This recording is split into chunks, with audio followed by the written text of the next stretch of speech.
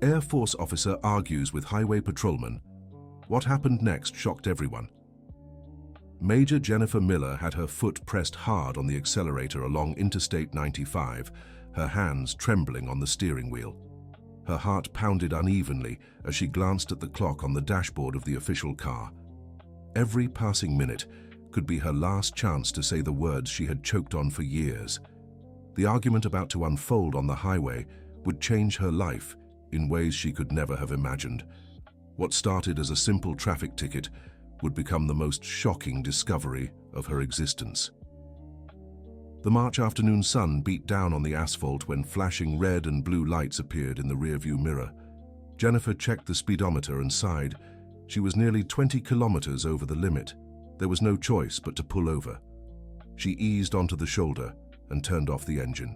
Her hands still shook, not from the impending ticket, but from the urgency consuming her. Mrs. Margaret had been hospitalized for 3 days, and the doctors had been clear.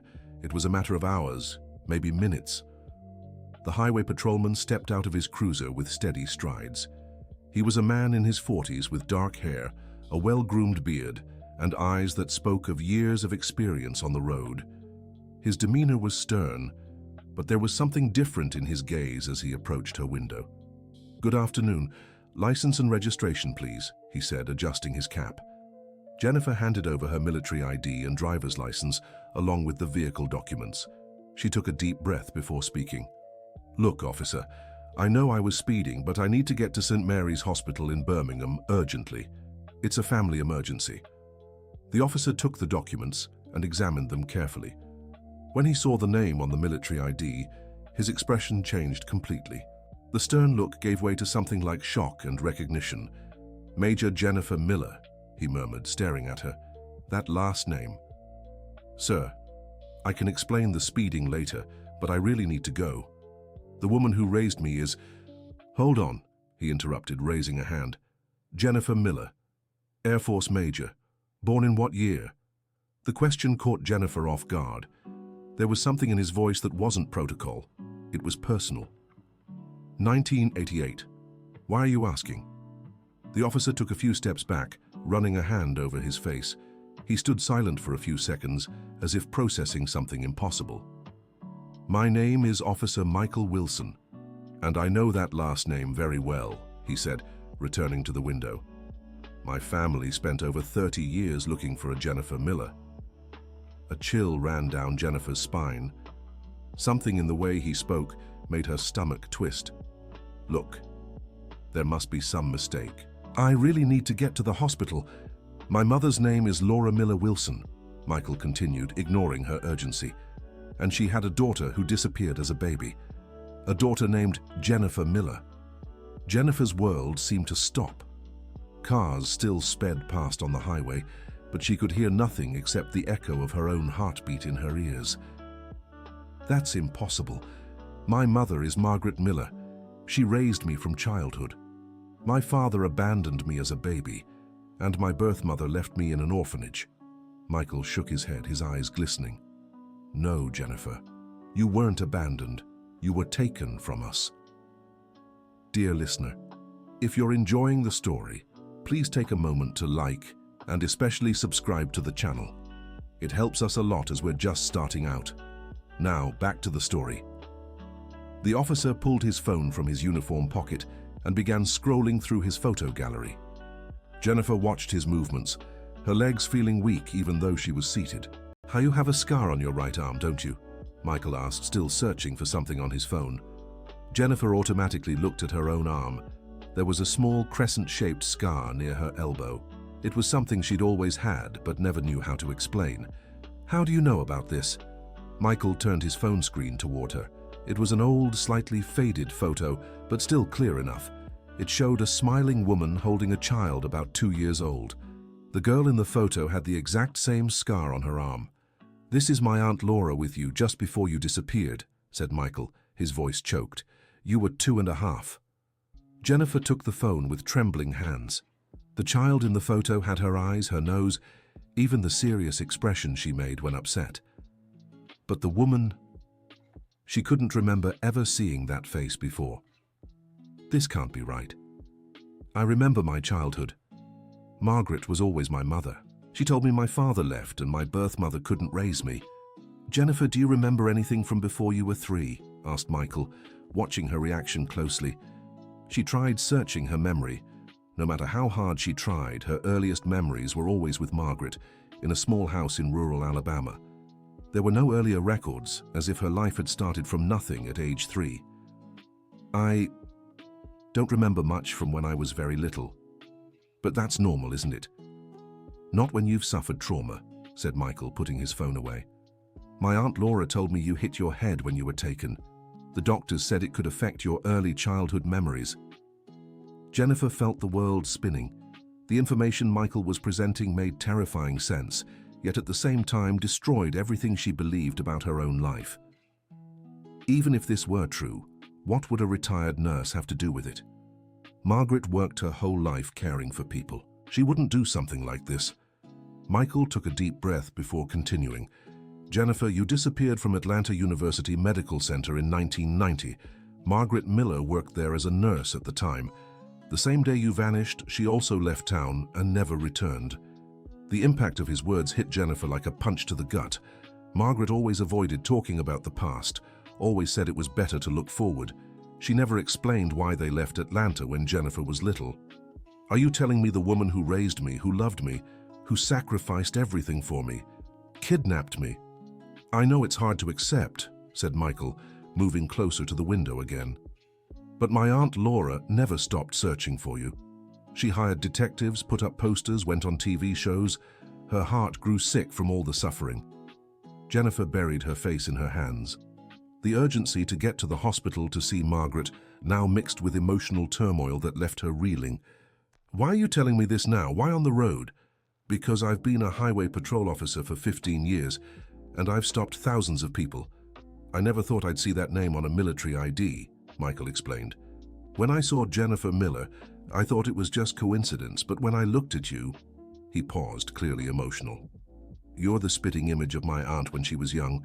I grew up hearing stories about the cousin who disappeared. My whole family never forgot you. Tears began streaming down Jennifer's face. 35 years of her life were crumbling right there on the shoulder of a highway, on a March afternoon that was supposed to be just about saying goodbye. If what you're saying is true, where is this family? Why did they never find me? Michael pulled a chair he kept in his patrol car for situations like this and sat near Jennifer's car window. Margaret changed your last name several times. First you moved to Tuscaloosa, then Huntsville, then Birmingham. Always changing jobs, always avoiding lasting friendships. She knew exactly how not to be found. Jennifer remembered those moves. Margaret always said it was for better job opportunities or because the rent got too expensive. She never questioned why it always felt like they were starting over. My Aunt Laura lives less than 100 miles from here, Michael continued. In Auburn. She never married, never had other children. She lives alone in a small house, tending to her garden and waiting. Waiting for what? Waiting for you to come home. The silence that followed was broken only by the sound of cars passing on the interstate. Jennifer checked her watch again. Margaret was in the hospital, possibly living her final hours, and now she was discovering that maybe Margaret wasn't who she thought she was. How can you be sure I'm the person your family is looking for? Jennifer asked, clinging to any doubt. Michael took out his phone again and showed her more photos. This time, they were old newspaper clippings, missing posters with a picture of a child who looked exactly like a young Jennifer. This scar on your arm happened when you tried to run away the day you were taken. You cut yourself on a fence. It's very specific, he explained. Plus, you have a small heart-shaped birthmark behind your left ear. Jennifer instinctively touched her left ear. The mark was there, as it always had been. Margaret always said it was a special mark, proof she was unique. Can I see? Michael asked. With trembling hands, Jennifer pushed back her hair and revealed the tiny mark behind her ear. Michael let out a deep sigh. It's exactly how my aunt described it. Jennifer, I have no doubt you're our missing cousin. Reality was crashing down with overwhelming force. Jennifer felt a mix of anger, confusion, and a deep ache in her chest. If Michael was right, her entire life had been built on a lie. What do I do now? She asked, her voice small. Margaret is dying in the hospital. Even if she did this, she's the only mother I've ever known. I can't just abandon her." Michael stood and folded his chair. "No one's asking you to abandon anyone, but maybe it's time to learn the full truth. Margaret might have the answers you need." "What if she dies before I can talk to her?" "Then you'll carry those questions forever," Michael said, walking back to the window. "But at least you'll know you tried." Jennifer started the car again, but her hands were still shaking. Her whole life played like a movie in her head, and now every scene took on a different meaning. "Michael, will you come with me to the hospital?" she asked. "I don't know if I can do this alone." "Of course, I'll follow you in my patrol car," he replied. "But Jennifer, there's one more thing you should know." She glanced at him in the side mirror, bracing for more revelations. "My Aunt Laura has had 2 heart attacks in the last 5 years. The doctors said the emotional stress of never finding you may have contributed to her heart problems." Guilt hit Jennifer like a wave. Even though she'd had no choice in what happened, she felt responsible for the suffering of a woman she hadn't even known existed. How is she now? Physically stable, but emotionally. She never recovered from losing you. She still sets a plate for you at the table every night, as if you'll walk in for dinner. Tears streamed down again. Jennifer had never felt so lost in her own life. The urgency to get to the hospital now wasn't just for Margaret, but also to begin understanding how her existence had become such an elaborate lie. "Let's go," she said, drying her eyes. "I need to hear the truth from Margaret herself." St. Mary's Hospital was in downtown Birmingham, an old but well-maintained building. Michael managed to secure a special parking spot for the patrol car and escorted Jennifer to the reception. "I'm here to see Margaret Miller, room 204, Jennifer told the receptionist. "Are you family?" the woman asked. Jennifer hesitated. For the first time in her life, she wasn't sure if she was Margaret's family. "I'm her daughter. You can go up, but she's very weak, so don't stay too long." In the elevator, Michael tried to offer some comfort. "No matter what Margaret did, she obviously loves you. I can see that in the way you talk about her. But how can someone who loves you base that love on such a big lie?" Jennifer questioned. "Sometimes people do terrible things thinking it's out of love," Michael replied. "I'm not defending what she did, but maybe there's an explanation." When they reached room 204, Jennifer stopped at the door. Margaret lay in bed, hooked up to machines, her face pale and aged. Yet when she saw Jennifer, her eyes lit up. "My daughter, you came," Margaret said, her voice weak but emotional. Jennifer approached the bed while Michael stayed near the door. She took Margaret's hand, cold and trembling. "Margaret, I need to ask you something very important," Jennifer said, trying to keep her voice steady. "What is it, my dear?" "Am I really your daughter?" The silence that followed was deafening. Margaret looked deep into Jennifer's eyes, and for the first time in 35 years, Jennifer saw fear there. "Why are you asking that?" Margaret whispered. "Because today I met someone who told me a very different story about my childhood, a story about a family who never stopped looking for me." Margaret closed her eyes, a tear rolling down her cheek. "I knew this moment would come someday," she murmured. "So it's true?" Jennifer asked, her heart racing. Margaret opened her eyes again and motioned for Michael to come closer. "You must be from the Miller family in Auburn," she said, looking at Michael. "I'm Jennifer's cousin. My Aunt Laura is her birth mother," Michael replied, stepping closer to the bed. Margaret took a deep breath, as if a tremendous weight had been lifted from her shoulders. "I lost my own daughter a few weeks before I met Jennifer," she began, her voice growing weaker. "She died of meningitis at just 2 years old. I was destroyed. I couldn't work, couldn't function." Jennifer squeezed Margaret's hand, feeling the world spin again. "At the hospital where I worked, there was a child who was left alone for long hours. Her mother worked all day and only came at night. One day, the little girl hurt herself trying to climb out of her crib and started crying for me." "That child was me," Jennifer said, more as a statement than a question. "You were so affectionate with me. You called me Aunt Margaret and always smiled when you saw me. The day your mother said she was transferring you to another hospital because you were moving, I panicked." Margaret paused to catch her breath, clearly exhausted but determined to tell everything. "I was on medication for depression back then. I wasn't thinking clearly. When I realized they were taking you away, the only thought in my head was that I couldn't lose another daughter." Michael stepped closer to the bed. "My aunt never said she was transferring Jennifer to another hospital. She was just taking her home after treatment." "I know that now," Margaret admitted. "But at the time I couldn't think straight. I took you and left the hospital. I said we were going for a walk in the garden, but I went straight to the bus station." Jennifer felt a mix of anger and pity. Seeing Margaret like this, clearly remorseful, made it hard to simply hate her. "Why did you never tell me the truth?" "At first, I was afraid they'd take you away from me. Then, as the years passed, I was afraid you'd hate me," Margaret explained. "And the longer I waited, the harder it became to tell you." "But you saw my family searching for me.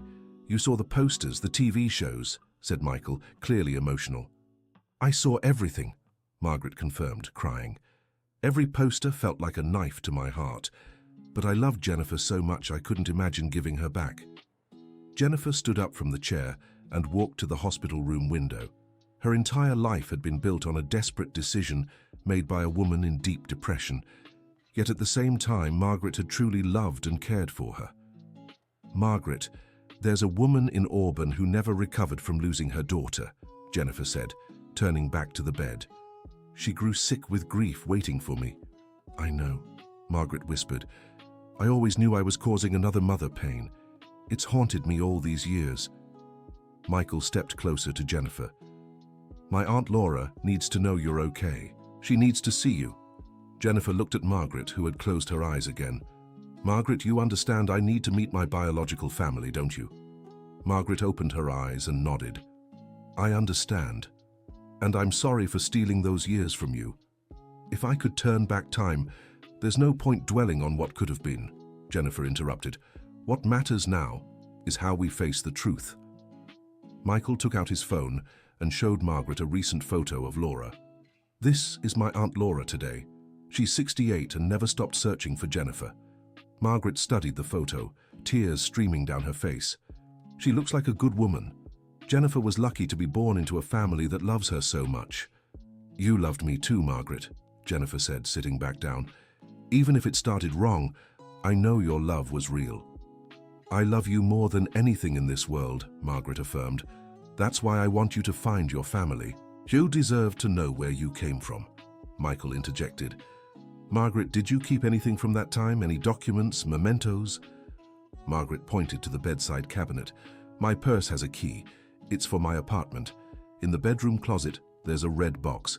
Everything I kept about Jennifer's past is there." Jennifer opened Margaret's purse and took the key. Small and plain, it held access to over 30 years of secrets. "What's in the box?" "The clothes you wore when we left the hospital, your identification bracelet, and some letters." "What letters?" Michael asked. Margaret hesitated. "Your biological mother wrote letters to you. She sent them to hospitals and orphanages, hoping they'd reach you. Some came to me and I kept them." The weight of the revelation left Jennifer speechless. Laura had written to her, letters Margaret had intercepted and hidden for decades. "How many letters?" Jennifer asked, voice trembling. "Dozens, maybe over 100. She wrote every month, every year, on every birthday. Always hoping one would find you." Michael braced himself against the wall. His aunt's devotion went far beyond what he'd imagined. "Can I read them?" "They're rightfully yours," Margaret said.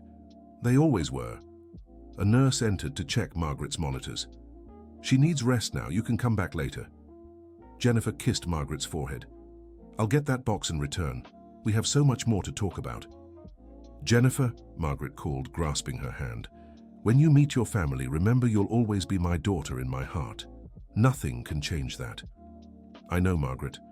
And you will always be the woman who raised me with love, even if that love started the wrong way."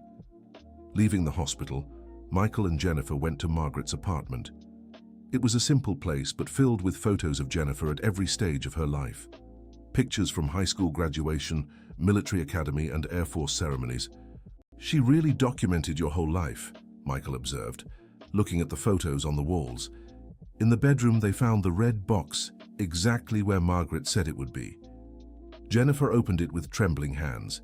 Inside were baby clothes, a hospital identification bracelet, and stacks of letters organized by year. Jennifer picked up the first letter and read the heading. To my daughter Jennifer, wherever you are. Michael, I don't know if I have the courage to read this right now, she said. Do you want me to read it first? Michael offered. Jennifer shook her head and opened the first letter. My dear Jennifer, today marks 3 months since you disappeared. I wake up every day hoping someone will knock on the door with news of you. Your room is still the same. Your dolls are waiting for you to come back and play. I love you more than all the stars in the sky. Tears streamed down Jennifer's face as she read. Michael watched silently, also moved. There are over 100 letters here, Jennifer said, looking at the pile. She never gave up. That's my aunt. When she loves someone, it's forever, Michael explained. Jennifer picked up a more recent letter from just 2 years ago. Jennifer, today you would have turned 33. I made a cake like I always do, even though I know you won't be here to eat it. Sometimes I wonder if you're okay, if you're happy, if you have children. I pray that wherever you are, you know you have a mother who never stopped loving you. Michael, I need to meet her, Jennifer said, closing the letter.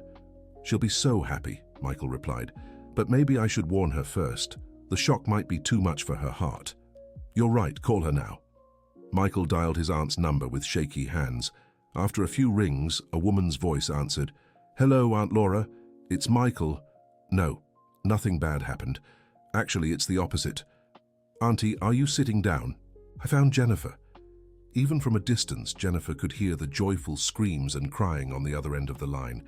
She's here with me now, Auntie. She wants to meet you. Yes, she's fine. She's a major in the Air Force. No, we won't be long. We're on our way now.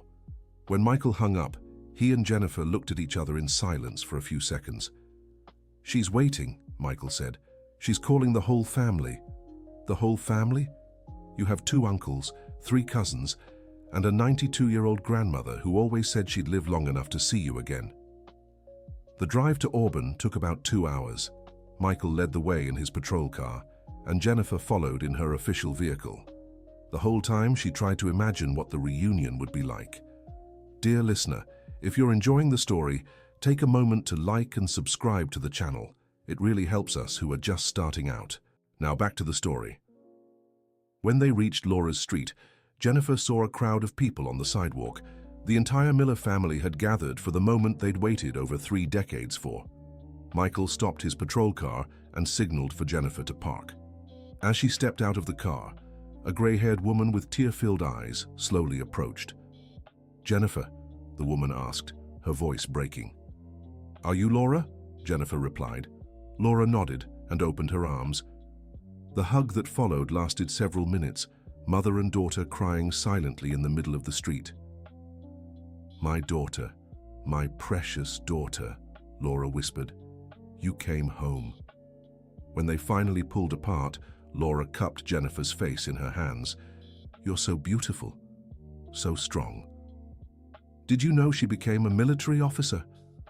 How did you know? I always knew everything about you, said Laura, smiling through her tears. I kept newspaper clippings of your graduations, your promotions. A neighbor who knows people in the Air Force always brought me news. Michael stepped closer. Aunt, should we go inside? The whole street is watching. Of course, said Laura, taking Jennifer's hand. Come meet your family. Inside the simple but cozy house, Jennifer was introduced to uncles, cousins, and a grandmother, who even at 92 had the brightest eyes she'd ever seen. I knew you'd come back, her grandmother said, hugging her. I always told the family my great-granddaughter would return home. Over the next few hours, Jennifer heard stories about her family, their traditions, and the despair that had consumed them when she disappeared. Your mother was never the same after you vanished, one uncle shared. She stopped smiling, stopped living, only found some joy again when she got news about you. Laura showed Jennifer the room she'd kept untouched all these years. It still had the dolls, toys, and little clothes from when she was small. I changed the curtains and rearranged the toys every month, Laura explained, so that when you came back, the room would be ready. Jennifer sat on the small bed and looked around. As strange as it felt, there was something familiar about the space. like long-buried memories trying to resurface. "Mom, I need to tell you about Margaret," Jennifer said, using the word mom for Laura for the first time. "The nurse who took you. She's in the hospital, very sick, and she told me everything." Laura sat beside Jennifer on the bed. "Did she treat you well all these years?" "She loved me deeply. I know what she did was wrong, but she truly loved me like a daughter." "Then I'm grateful to her," Laura said, surprising Jennifer. "I'd rather know you were loved than imagine you suffered somewhere." "You're not angry at her?" "I'm angry at what she did, but I can't be angry at someone who took good care of my daughter," Laura explained. "Margaret must have suffered too all these years, knowing she'd torn a family apart." Laura's generosity moved Jennifer deeply.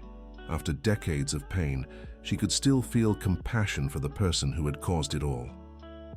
"I want you to meet Margaret," Jennifer said, "before it's too late." "If it's important to you, then it's important to me," Laura replied. Michael, who had been talking with other relatives in the living room, walked over. "How are you both feeling?" "Lost but happy," Jennifer answered.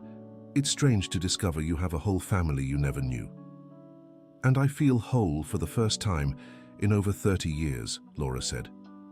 The family decided they would all go to the hospital the next day to meet Margaret. Jennifer spent the night in Laura's house, in the room preserved for her.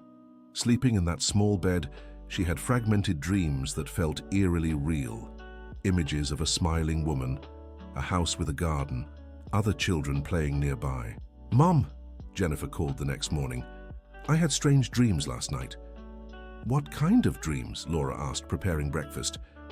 "I remember you singing me a song, something about little birds."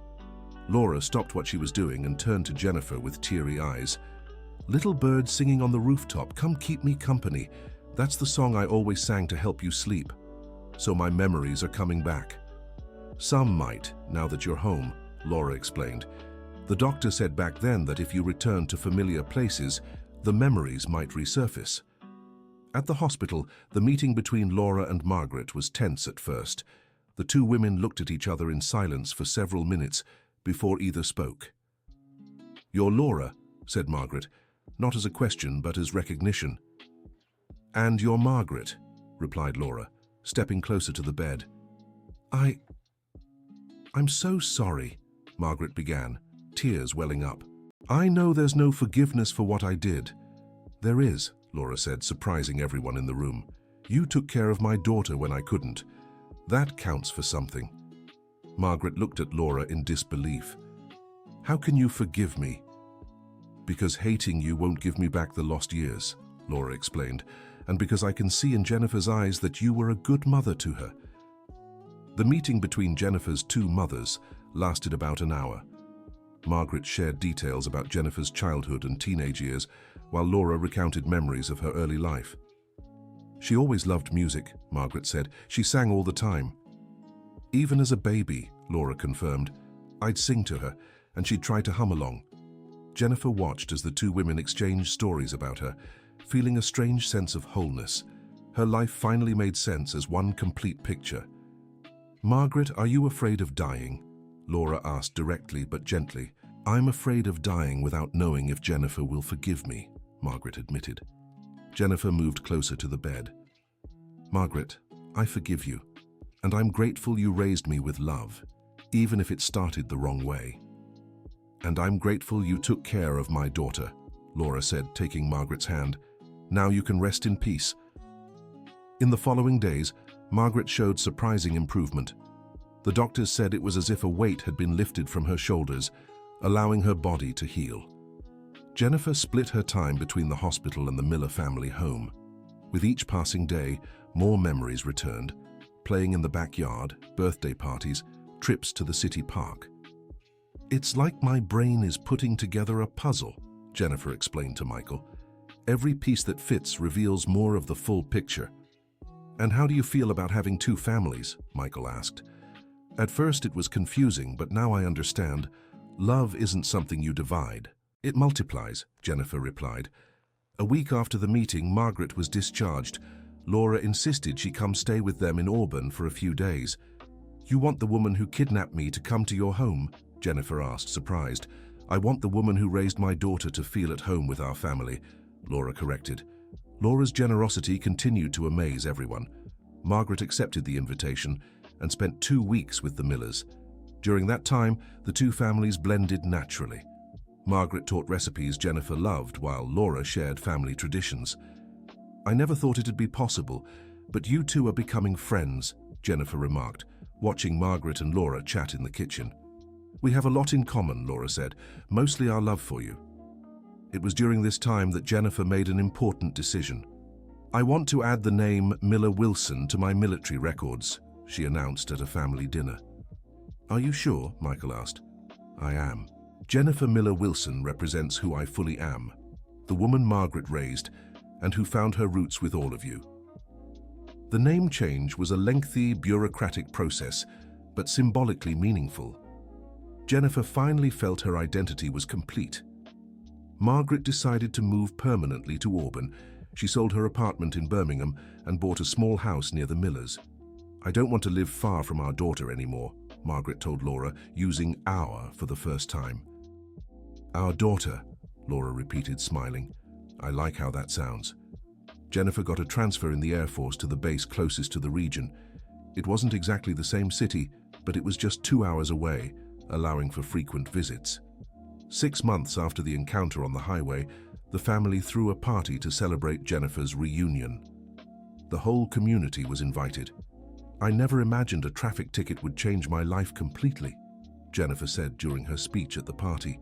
And I never thought pulling over a driver would give me my cousin back, Michael added. The party lasted until dawn, with music, dancing, and lots of stories. Jennifer watched Margaret and Laura chatting like old friends, and felt grateful for how everything had turned out. Months later, Jennifer learned more details about her past through documents the family had kept. She discovered her paternal grandparents, family traditions, and the history of the Miller Wilsons in the region. I have a proposal for you all, Jennifer said during a visit. I want to use my position in the Air Force to create a program for finding missing persons. How would it work? Asked one of the uncles. We'd use military communication and logistics resources to help families locate lost relatives, Jennifer explained. No family should go through what you went through. The idea was met with enthusiasm. Jennifer spent months developing the project, which was eventually approved by her superiors in the Air Force. The reunion program launched 1 year after Jennifer discovered her origins. Margaret and Laura were invited to the launch ceremony. Our daughter is helping other families reunite, Margaret said tearfully to Laura. She's always been special, Laura replied. Even as a baby, you could tell she'd make a difference in the world. The program was an immediate success. Within just 6 months, it had reunited dozens of families separated by various circumstances. Every reunion we help happen is a way to honor our own story, Jennifer explained in an interview with a local newspaper. During this time, Jennifer also learned details about the day she disappeared. Margaret had managed to take her from the hospital by pretending to be a nurse from another department who was there to collect the baby for tests. Hospital security was very different back then, Margaret explained. Today, what I did would be impossible. And thank goodness for that, Laura said. No child should be taken from their family like that. Jennifer also found out that at the time, her family had hired private detectives and even consulted people who claimed to have paranormal abilities to find her. We spent all our savings looking for you, one of the uncles told her. But we never thought of giving up. Why were you so sure I was alive? Jennifer asked. Because a mother knows, Laura answered. I always felt you were out there, waiting to come home. 2 years after the reunion, something unexpected happened. Margaret was diagnosed with early-stage Alzheimer's. The irony is cruel, Michael remarked. The woman who made you forget your family is now losing her own memories. Jennifer became Margaret's caregiver, with full support from Laura and the entire Miller Wilson family. She took care of me when I had no choice, Jennifer said. Now it's my turn to take care of her. During moments of clarity, Margaret expressed gratitude for how the family had welcomed her. I don't deserve this kindness, she'd say. Everyone deserves to be cared for with love, Laura would reply. Margaret's Alzheimer's progressed slowly, but there were days when she didn't even recognize Jennifer, On those days, Laura took over her care. "Why do you do this?" Jennifer asked during one of those difficult moments. "Because Margaret is part of your story, and your story is part of me now," explained Laura. It was during one of these confusing episodes that Margaret revealed more details about the past. "Where is my daughter?" asked Margaret, not recognizing Jennifer. "Your daughter grew up and became a wonderful woman," Laura replied patiently. "Does she forgive me for taking the girl?" insisted Margaret. "She does. And the girl's family forgives you too," Laura assured her. These moments were painful for Jennifer, but also revealing. Even as she lost her memory, Margaret carried the guilt of what she had done. 3 years after the reunion, the 95-year-old grandmother passed away in her sleep. Her final wish had been fulfilled. She saw Jennifer return home. "She always said she wouldn't leave without meeting her great-granddaughter," Laura shared during the wake. "Now she can rest in peace." The funeral brought the whole community together. Jennifer spoke on behalf of the family, talking about the importance of hope and perseverance. "My great-grandmother taught me that true love never gives up," Jennifer said. "She waited 95 years to hold me, and these few years we had together were worth the wait." After the funeral, Jennifer made an important decision. She requested a permanent transfer to the Northeast region to stay closer to her family. "I lost so many years away from you," she said. "I don't want to miss another day." The transfer was approved, and Jennifer took on a regional coordination role for the reunion program. This allowed her to work near home while continuing to help other families. Margaret still lived in the little house nearby, but now required constant care. The family organized shifts so she would never be alone.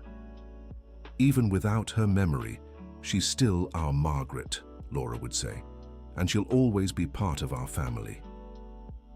During one of her lucid moments, Margaret called Jennifer for a private conversation. "My dear, I know I won't get better," Margaret said. "Don't talk like that, Margaret," Jennifer replied. "Listen to what I have to say," Margaret insisted. "I want you to know that even though what I did was wrong, these years with you were the best of my life." Jennifer held Margaret's hand. "Mine too, Margaret. You taught me values, gave me an education, and showed me hard work and honesty. And your mother, Laura, gave you unconditional love even before you were born," Margaret added. "You were lucky to have 2 mothers who loved you so much." "I know that now," Jennifer said. "Promise me you'll take care of Laura when I'm gone?" Margaret asked. "I promise, and I promise to keep alive the memory of the love you gave me." Margaret smiled and closed her eyes. "Then I can leave in peace when the time comes." In the following months, Margaret had fewer and fewer lucid moments.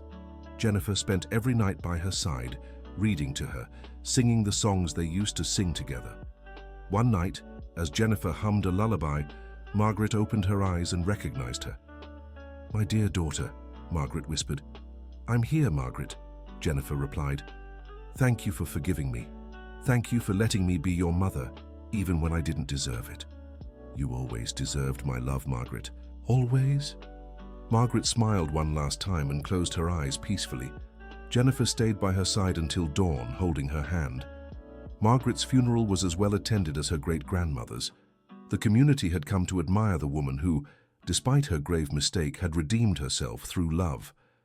Margaret taught us that it's possible to start over, to be forgiven, to build a new family even after a mistake, Jennifer said during the funeral speech. Laura, now 70, decided to move into Margaret's old house. "I don't want this house to stand empty," she explained. "Margaret built happy memories there with you. Those memories deserve to be preserved." Jennifer agreed with her decision. The house became a gathering place for the entire family on weekends. 5 years after the reunion on the highway, Jennifer was promoted to Lieutenant Colonel. The ceremony took place at the Air Force Base, with the whole family present. "I never imagined I'd one day be watching my daughter get promoted," said Laura, emotional. "And I never imagined I'd have an entire family cheering for me," Jennifer replied. Michael, who had grown very close to Jennifer, was chosen to represent the family in a speech. 5 years ago, I pulled over a driver for speeding," Michael began. "Today, I'm here watching my cousin get promoted for professional excellence. Life really is full of surprises." The reunion program had become a national reference. Jennifer received invitations to speak at lectures and conferences on the topic. "Our story has become an example for others," Laura remarked during one of these trips. "It's good to know our pain can help spare other families from suffering," Jennifer replied. During one of the lectures, Jennifer met others who had gone through similar situations. This inspired her to write a book about her experience. "Two Mothers, One Heart," she announced the title during a family dinner. "Good title," Laura approved. "It sums up our story well." The book took 2 years to write. Jennifer wanted to make sure she told the story fairly for everyone involved. "I don't want to demonize Margaret or make anyone out to be a saint," she explained. "I want to show that real people make real mistakes but are also capable of real love." When the book was released, it quickly became a success. The proceeds went to a fund helping families cover searches for missing relatives. "Margaret would be proud to know our story is helping others," Laura said during the launch. "She'd be proud to see the love she gave me multiplied," Jennifer agreed. 7 years after the reunion, something unexpected happened. Michael married one of the cousins who had been reunited through the reunion program. "It's funny how things connect," Jennifer said during the wedding. "The program we created to reunite families ended up creating a new family within our own." Laura, now 73, remained active and healthy. She had become a kind of matriarch in the community, always helping other mothers struggling with their children. "My experience taught me to cherish every moment with family," she often said. "We never know when we might be separated." Jennifer, now 42, had found a perfect balance between her professional and family life. She spent every weekend in Auburn and spoke to Laura on the phone daily. "I feel like I'm living the life I should have always had," Jennifer said during an interview for a documentary about reunion. "But don't you regret the years with Margaret?" the interviewer asked. "Not at all. Those years shaped who I am. Margaret taught me values I still carry today. The difference is now I have the full story." The documentary aired nationally and brought even more visibility to the program. Other branches of the military began implementing similar initiatives. "You've become a national figure," Michael noted during a visit. "We've become a national figure," Jennifer corrected. "Our whole family is proof that any hardship can be overcome when love is involved." In one of the documentary's final scenes, Jennifer is seen visiting Margaret's grave, always accompanied by Laura. "I come here every week to thank her for everything she taught me," Jennifer explains in the recording. "And I come to thank her for taking care of my daughter when I couldn't," Laura adds. The two women place flowers on the grave and stand in silence for a few minutes. "Margaret, our family keeps growing," says Jennifer, speaking to the headstone. "Michael got married. The show Reunion has brought together over 1,000 families, and I'm still learning that love really is the most powerful force in the world. And that real mothers are those who love unconditionally, no matter blood ties," adds Laura. As they leave the cemetery, the two walk hand in hand, like mother and daughter who finally reunited after decades apart. "Mom, can I ask you something?" says Jennifer.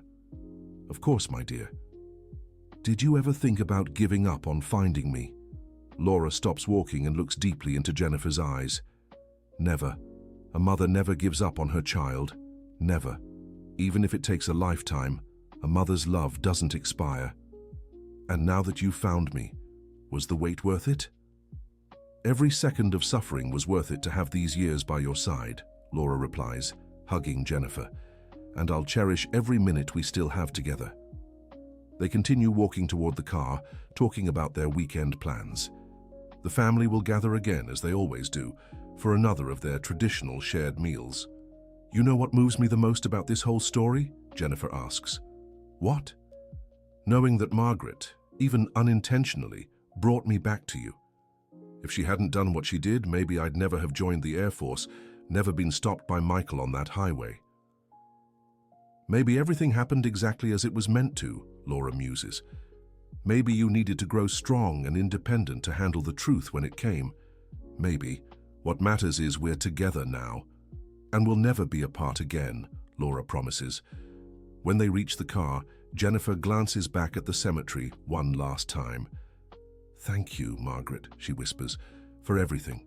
For the love, the lessons, and for bringing me home, even if it took over 30 years. Laura hears her daughter's words and smiles. She's listening, she says, and she's at peace knowing she raised an extraordinary daughter. Who had two extraordinary mothers, Jennifer corrects. Who had an extraordinary family, Laura finishes.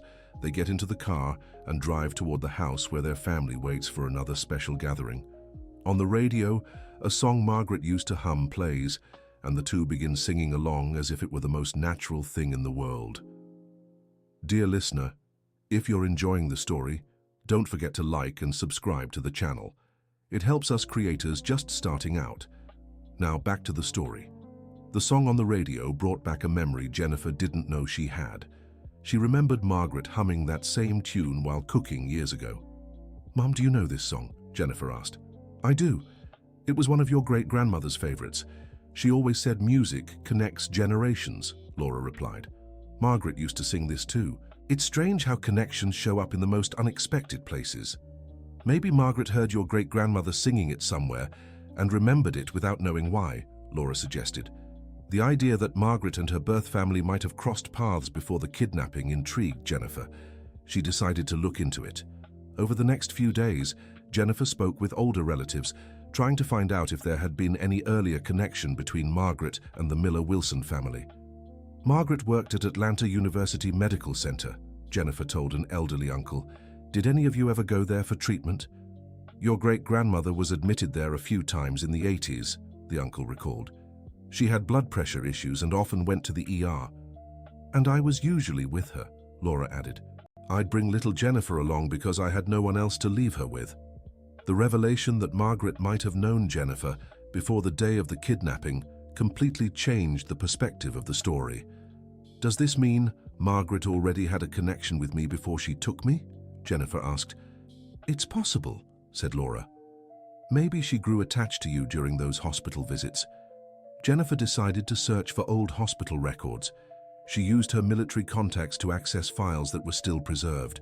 After weeks of searching, she found something surprising: patient records showing that Margaret had cared for Jennifer's great-grandmother at least 3 times, always with Jennifer present. "Look at this," Jennifer said, showing the documents to Laura. "Margaret wrote here, 'Patient accompanied by her daughter and granddaughter. The child is very affectionate and calls all the nurses aunt.'" "So she really did know you," Laura murmured. "And here, in a later record, 'The girl always smiles when she sees me.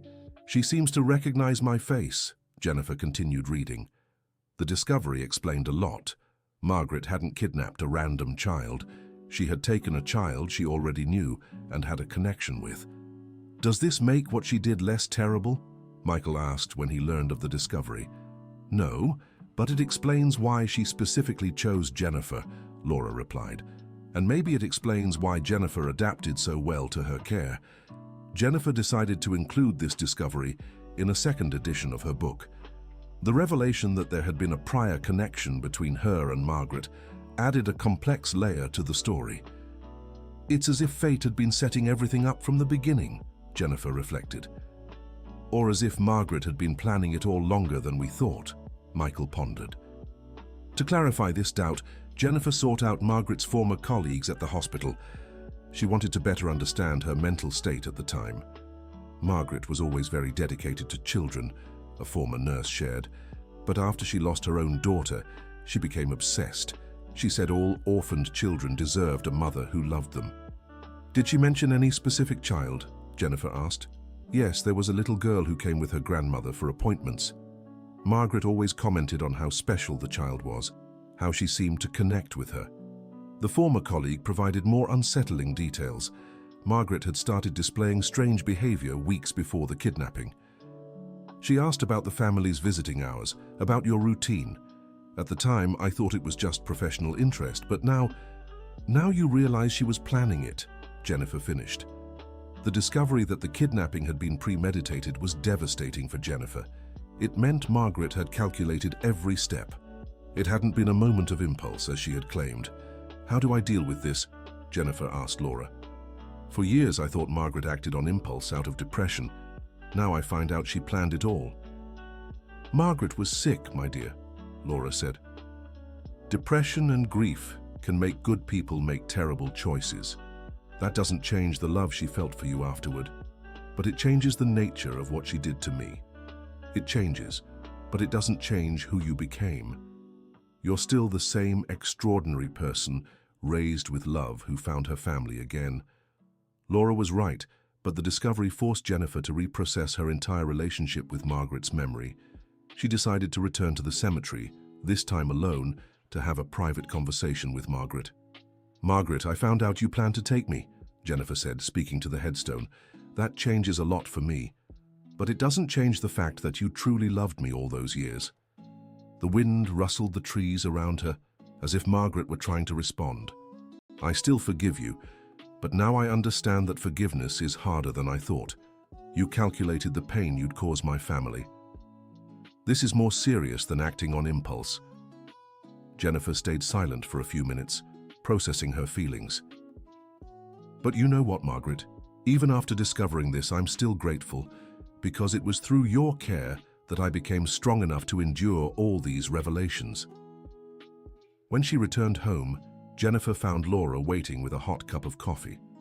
"How did the conversation go?" Laura asked. "Difficult but necessary. Now I need to decide how to include this new information in the book." "Are you going to talk about the planning?" "I will. People deserve to know the full truth. Real stories are complex. They're not fairy tales where everything resolves perfectly."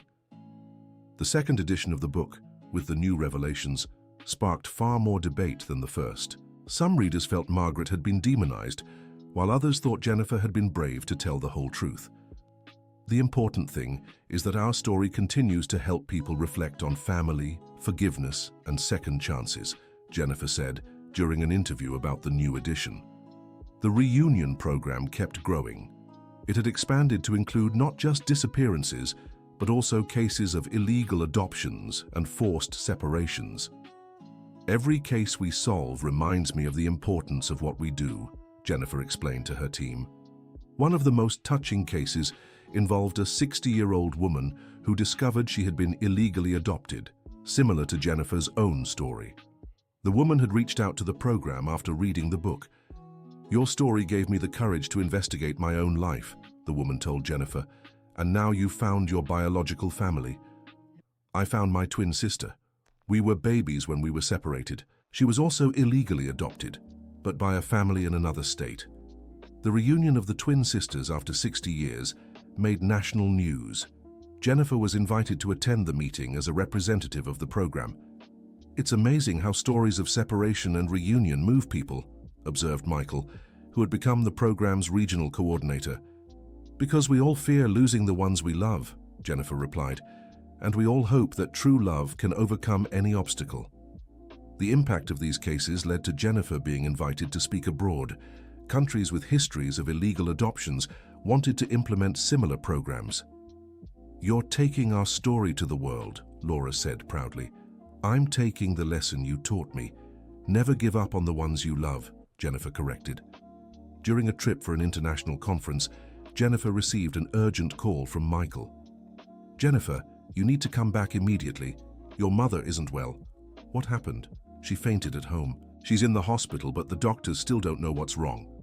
Jennifer cancelled all her commitments and took the first flight back. She found Laura hospitalized but conscious. "My dear, you didn't have to rush back," Laura said weakly but smiling. "Of course I did. You're my #1 priority," Jennifer replied, holding her hand. Tests revealed Laura had suffered a minor stroke. Nothing serious, but a warning that she needed to slow down. "At 75, your body is asking for more care," the doctor explained. Jennifer decided to take an extended leave from work to care for Laura. "You can't put your career on hold because of me," Laura protested. "I'm not putting anything on hold. I'm prioritizing what truly matters," Jennifer answered. During Laura's months of recovery, mother and daughter had time for deep conversations they'd never had before. "Jennifer, I need to tell you something I never have," Laura said one day. "What is it?" "When you disappeared, I thought about giving up on life. If it hadn't been for the hope of finding you, I would have joined your great-grandmother long ago." "Don't talk like that, Mom." "It's true. You saved me just as much as I saved you. You gave me a reason to keep living." Jennifer was moved by the revelation. "So we're even. You saved me by searching for me, and I saved you by giving you a purpose to go on. We make quite the pair, said Laura, smiling. Laura's recovery was complete, but the scare made Jennifer rethink her priorities. She decided to retire early from the Air Force to dedicate more time to her family. At 45, you're still too young to retire, remarked Michael. But I'm old enough to know what truly matters in life, Jennifer replied. Retirement allowed Jennifer to devote herself fully to the Reunion program, which had become an independent organization with international recognition. Now I can work on this full-time the way I always wanted, Jennifer explained. The program had reunited over 5,000 families in its 10 years of existence. Jennifer was invited to receive national and international awards for her work. I never imagined our pain would turn into hope for so many people, Laura said during one of the award ceremonies. Margaret would be proud too, Jennifer added. Despite everything, she always supported my desire to help others. During the ceremony, Jennifer gave a speech that summarized her entire journey. 15 years ago, I was just an Air Force major rushing to the hospital.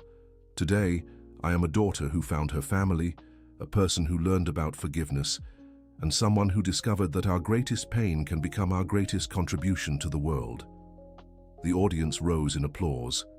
In the crowd, Laura wept with pride, surrounded by the entire Miller-Wilson family. The woman you're applauding wouldn't exist without two things, Jennifer continued. Without the unconditional love of a mother who never gave up searching for me, and without the devoted love of a woman who, even after making a terrible mistake, raised me with strong values. After the ceremony, the family gathered at home to celebrate, as they always did for important moments. A toast to Jennifer's two mothers, Michael proposed. A toast to the two mothers who taught me that family isn't just about blood. It's about unconditional love, Jennifer added. All generations of the Miller-Wilson family raised their glasses, celebrating not just the award, but the entire journey that had brought them there. And a toast to all the reunions we'll still make possible, said Laura. To all the reunions, the family echoed in unison. As the celebration continued, Jennifer looked through the windows of the house and saw the stars shining in the Alabama night sky. She remembered the first letters Laura had written, saying she loved her more than all the stars in the sky. Now, 15 years after their reunion on the interstate, Jennifer finally understood what it meant to be loved like that. And more importantly, she had learned to love in the same way, helping other families reunite through the stars of their own love. The song playing at the party was the same one Margaret used to hum, the same one their great-grandmother had taught the family, the same melody that now united generations of Miller-Wilsons, in a harmony of love that transcended time and pain. Where do we go from here? Michael asked. Wherever love takes us, Jennifer answered, as it always has, as it always will. And so, under the stars of rural Alabama, the family that had been separated for over 3 decades continued writing their story of love, forgiveness, and hope. A story that had begun with an argument on a highway and turned into a life lesson that would echo for generations. The end of the story. Now tell me what you thought of this touching story and where you're listening from. If you have something to share with us, leave it in the comments with sincere words. Do you believe Jennifer made the right decisions about forgiveness? We'd love to read your opinion. Thank you so much for being here with us. Don't forget to like the video and, most importantly, subscribe to the channel so you don't miss other touching stories.